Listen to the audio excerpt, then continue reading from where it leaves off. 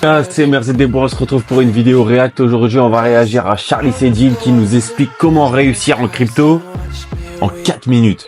Allez, c'est parti.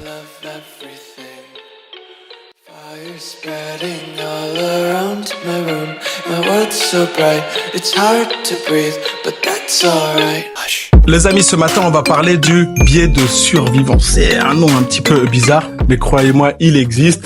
Ce biais, pour faire très simple, il désigne notre tendance à nous focaliser sur les rares projets qui ont réussi en oubliant tous ceux qui ont échoué. Je pense que c'est simple, mais avec des exemples concrets, ça va vous parler. Il y a des gens qui gagnent une fortune, qui gagnent énormément d'argent sur des meme coins. Par exemple, sur Twitter, on voit souvent des personnes ayant multiplié leur mise par 100, par 1000 grâce à un meme coin improbable. Mais on oublie souvent toutes les autres personnes, tout un tas d'autres personnes qui ont perdu leur chemise. Les gars, le problème, c'est quoi? C'est quand vous misez énormément sur un meme coin. Déjà, un meme coin, faut savoir, c'est qu'un meme coin, ça a aucun projet réel. Ça veut dire que c'est ultra risqué, un meme coin. Et pour pouvoir faire des millions ou même des centaines de milliers d'euros, si vous voulez faire des centaines de milliers d'euros, il va falloir miser des milliers d'euros. C'est pas avec 100 euros que vous allez atteindre 100 000 euros, par exemple. Même avec 1000 euros, pour aller chercher 100 000 euros, c'est chaud, hein. Sur des shitcoins, vous avez compris. Un autre exemple, les miracles du trading. Il y a certains youtubeurs, il y a certains influenceurs qui mettent en avant leur réussite spectaculaire, fois 100, fois 1000. Mais ils ne parlent presque jamais de tous leurs trades ratés ou de tous ceux qui ont suivi leurs conseils. C'est ça, les gars. C'est que souvent, les personnes, ils vont vous parler de leur réussite, mais jamais de leur perte. Ils vont vous dire un fois 100, fois 1000. Ce qu'il faut savoir, c'est qu'un fois 100, fois 1000, c'est très rare, en vrai. Déjà, s'il arrive à faire un fois 10, c'est déjà énorme. Rien qu'un fois 5, c'est déjà énorme. Tu mets 1000, tu fais fois 5, c'est énorme. Mais, en fait, vu qu'on te vend du rêve, tu te dis, en fait, c'est pas énorme, un fois 5. Mais si, c'est énorme. Même un fois 3, c'est déjà bien. Tu mets 1000, tu fais fois 3, c'est bien. C'est bien. Perdu, ça jamais. Puis après, on peut également parler des statistiques qui sont complètement faussées. Si on regarde uniquement les entreprises qui sont devenues géantes, Google, Amazon, Facebook, Jackie Michel, non, si on parle uniquement de ces entreprises, on pourrait croire que créer une start-up, c'est un chemin quasi assuré vers la fortune. Non, c'est pas aussi simple que ça. On oublie les milliers de start-up qui ont fait faillite. Je pense que vous avez compris. Maintenant, quelle est la répercussion sur notre vision de l'investissement? J'ai un peu bugué. Déjà, on peut surestimer les chances de succès. On se dit que si d'autres ont gagné des millions, pourquoi pas? Moi aussi, je peux gagner des millions. On sous-estime la probabilité d'échec. On peut ignorer les risques cachés. On investit dans de nouveaux tokens ou dans de... Les gars, la crypto et surtout le trading en général, c'est dur. C'est pas facile. Dites-vous qu'il y a que 10% des traders qui sont rentables. Donc, voilà.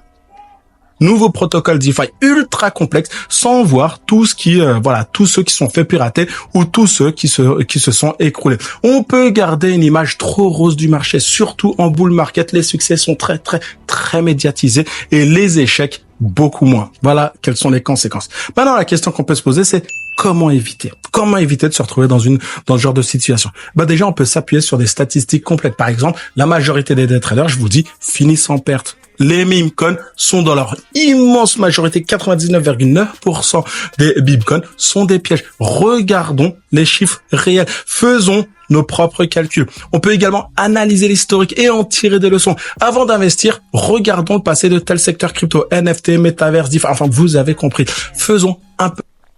C'est vrai que les meme coins, vous allez pouvoir avoir un énorme rendement si ça explose, ça c'est sûr et certain. Mais un meme coin, franchement, c'est pas un coin qu'il faut vraiment trader. Enfin, vous pouvez faire du scalping, du day trading, mais en tant qu'investissement, ça va être compliqué. Franchement, et même du day trading ou du scalping, le problème c'est que s'il y a une énorme régule à la baisse d'un seul coup, vos stop loss, il va même pas passer, finalement. Parce qu'en fait, si d'un coup, d'un seul, il y a une grande institution, bam, elle retire. elle retire je sais pas, 20% de la capitalisation de cette crypto, et qu'il n'y a plus personne qui achète, bah même si t'as mis un stop loss, ça vendra pas. Ça vendra au moment où le prix il se sera stabilisé, où il y aura de nouveaux acheteurs. Mais si ça baisse d'un seul coup de 20%, il y a personne qui va t'acheter. Même si t'as mis un stop loss à moins 2%, eh ben ça marchera pas. Ton stop loss il va pas fonctionner. C'est ça qu'il faut faire attention. C'est pour ça que quand vous allez trader des cryptos qui ont une stabilité, qui ont un historique, un passé, l'Ethereum par exemple, Solana, et il y a plein. Mais commencez pas à aller vers des mêmes coins bizarres, le PEP ou je sais pas quoi. Non. Peu de recherche. Combien de projets ont survécu? Combien se sont écroulés? Voilà. On peut également raisonner en probabilité. Encore et toujours se demander quelle est la probabilité réelle de gagner un x100 avec cette crypto-monnaie par rapport à la probabilité de tout perdre. Oubliez le x100 déjà. Je vous le dis direct, oubliez x100. Sortez-vous ça de votre crâne. Vous ferez jamais x100. Comme ça, au moins, c'est bon. Et surtout, quand vous mettez de l'argent en crypto-monnaie, en investissement, que ce soit façon en crypto, en bourse, chaque investissement, dis-toi que cet argent, il est perdu. Cet argent, tu le revois plus jamais. Faut que tu sois prêt à le perdre. Si t'es pas prêt à le perdre, il y a tes émotions qui vont rentrer en jeu. Et là, ça va puer. Les probabilités.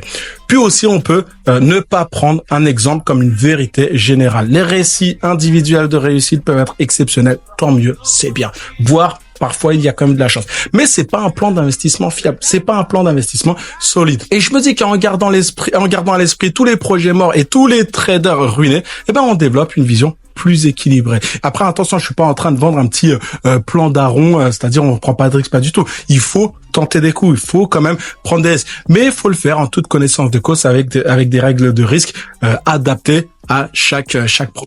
Voilà, c'est ça.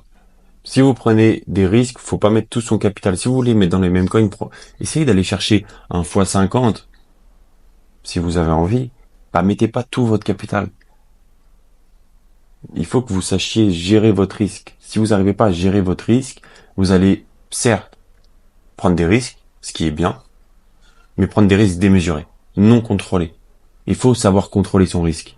Il faut savoir se dire, ok, je prends ce risque et je vais mettre 20% de mon capital. Et je le prends. Je prends ce risque.